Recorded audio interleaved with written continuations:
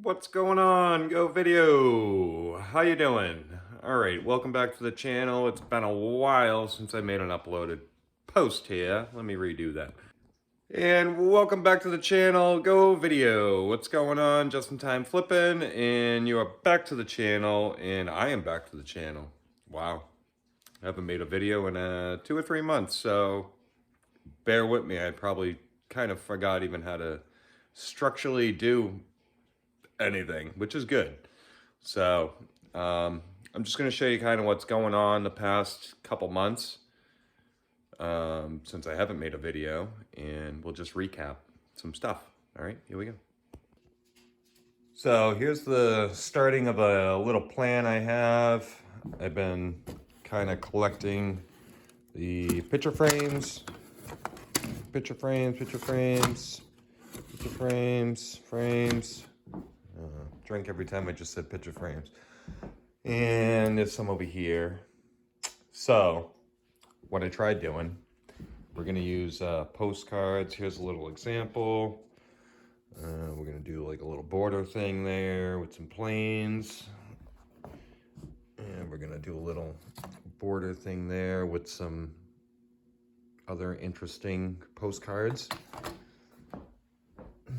Some other things like that. Just kind of getting it kind of primmed and propped and how I kind of want to do it. Here's another example.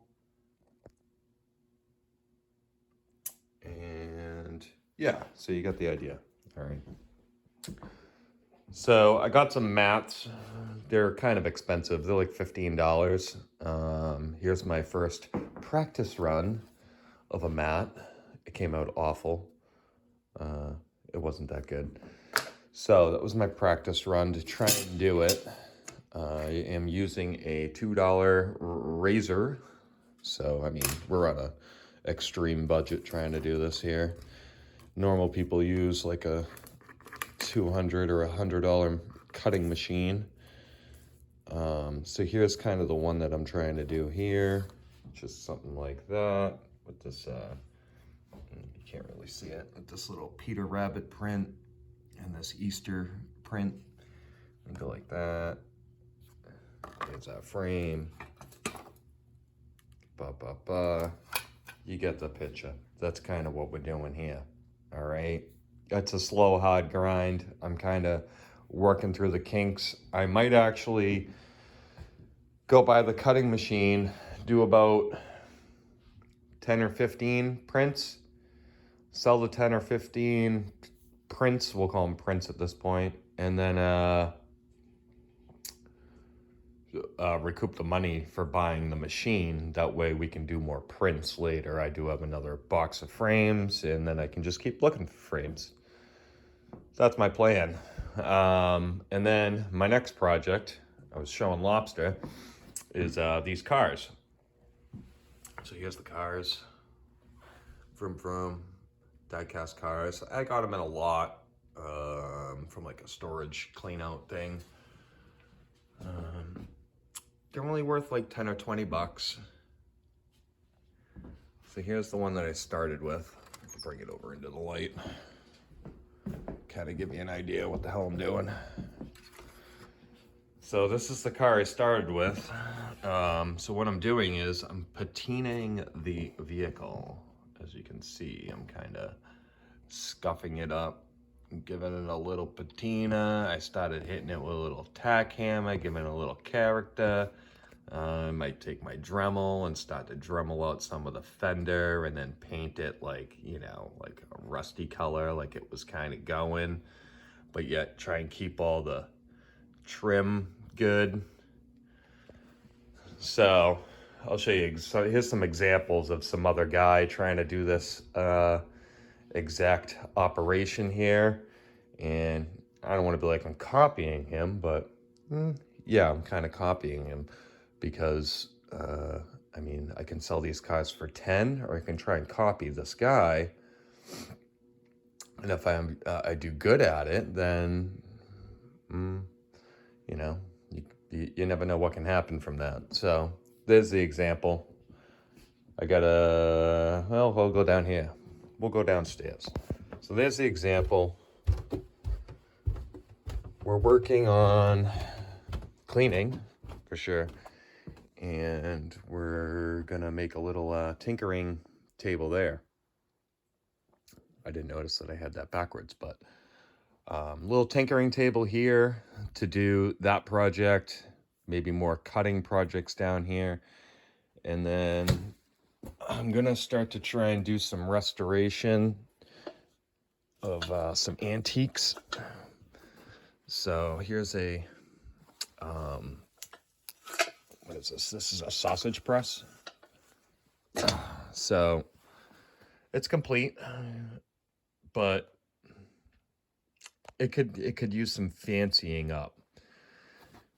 There's a little wear here, a little rust. There's a little rust factor here. We could sand that all out, clean this up, oil this gears, oil the gears, redo the oil in the oil fill. Because that might take about an hour.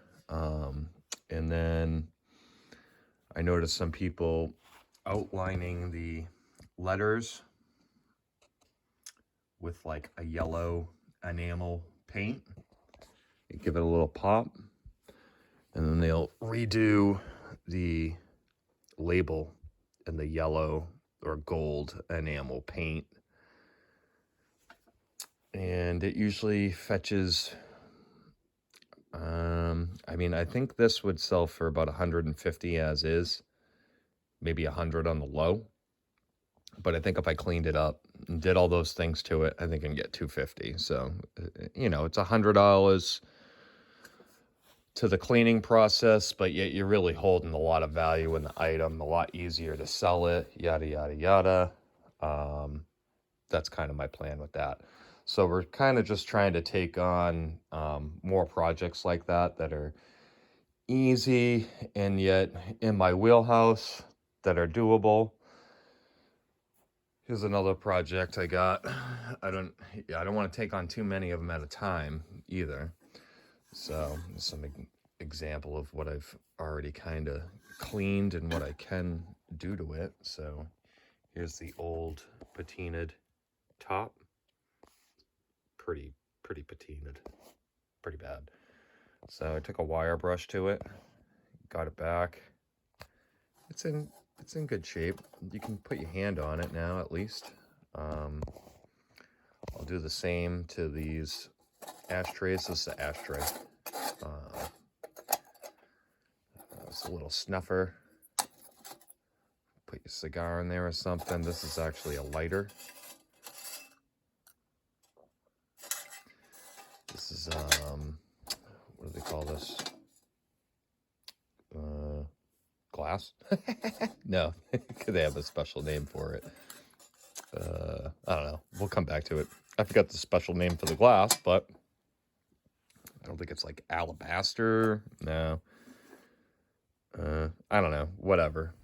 You get the point that it's nice and it needs restoring. It does work from right there. A little push button. I started to sand this out. And I might paint this silver. Try to get it back here because that's not gonna, like, the silver's gone. Or I could oil this and oil it out. Some options. So I gotta take this apart, do a full restore. That's definitely gonna be some hours, but kind of examples of what I've been doing. You can get about $80 for that, 80 to 100 as it sits for a restoration project for somebody else, or I could restore it, get it nice. If I do a really good restoration on it, you could maybe get 300 for it. So, you know, I kind of want to take on the project. You know, I don't mind that. So here we go. Pile of listed crap, grinding it out. Pile of listed crap, box full of listed crap. Some other things I'm listing. Anything I list now, I put in a bag. That way, if I have something laying around in a bag, it's a red flag that it is listed. Besides anything here, so mainly anything that's listed and gonna go in the back room. I will bag it that way. Like I said, it just raises a red flag if it's just laying around. So we'll go back here. I cleared some paths. Clearing paths. That's what we're doing. We got this new shelf here. It's already full. I did this shelf right here. It's just about full already. A lot of listing through the Q4. I started doing all these board games because that crap was just laying around. I think this one row here is not listed. And then I'm trying to get through like all this stuff. This stuff's listed, but I'm trying to get through this stuff and just get it online because there's no reason why it should be on the shelf and not online. This pile of stuff I gotta organize in. This is all listed material, just not organized into the proper areas. Yeah. Here's the box of Valentine cards I was hoarding. It's like 1,000, so I can start working on those. And there's just stuff everywhere. I organized it pretty well though. I started rounding these up to put into where my knives are, and I can start to get some of them out of the boxes where I can pull them a little easier. There's another one back there that I can just make a little thing. Not much other than that going on back here. This is my inventory that's all listed, and it has no proper reason or rhyme kind of where it really goes. I mean, there's some rhyme and reason, but if anyone came down here to pull something, they wouldn't have a freaking clue where to look for it. But yeah, work our way out of there. And keep in mind that's a very narrow path I got there. And yeah, there's not much going on. We can run through some sales. What do we got? 12 minutes in. What else do I want to talk about? I've been using a black bottom lately. Kind of switched it. And the lighting actually does a little better for some things. It does show up a little better with the black, to be honest with you. And the camera focuses a little better when it's in black. That's what I've been noticing. I got some of these out of a storage unit. That came out of the storage unit. These came from a yard sale like months ago. I did notice that horror DVDs do well in lots, so I started pulling just certain horror DVDs and put them in lots for like $2 each. We're going through listing this stuff. I'll show you back here. Wow. I cleaned up Big Ricky's Big Rickying area. So I cleaned everything out in here. Needed the space. Did a couple dump runs. Built put stuff away, kinda. This is more like kind of flea market inventory. Some of it could go online, some of it could go to the mill, but most of it's mill and flea market. And now I have the ability to pull my speakers out, and I can list those. And then everything here is all my comics from a comic lot I bought. Those are all comics back there. This is all auto parts, that pile there.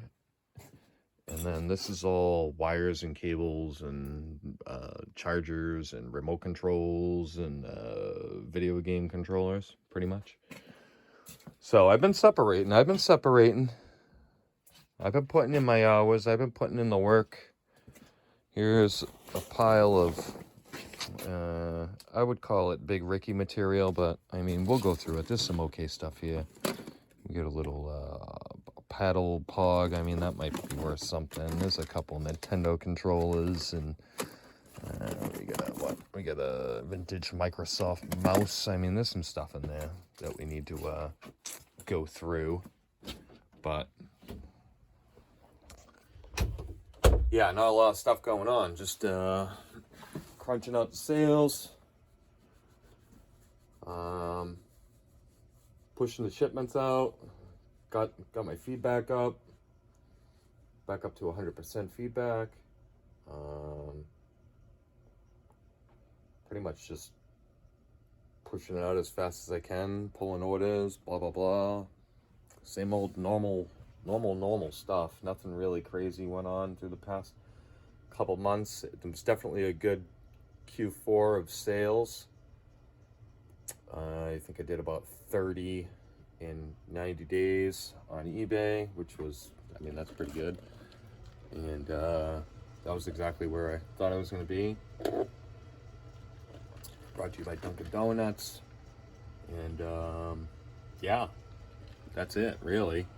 If I want to get ambitious, I guess we'll pull the orders. But other than that, thanks for coming by. I appreciate your time. Hit the like, hit the thumb up. Push me into making another video. Leave a comment. Let me know what you think. And peace.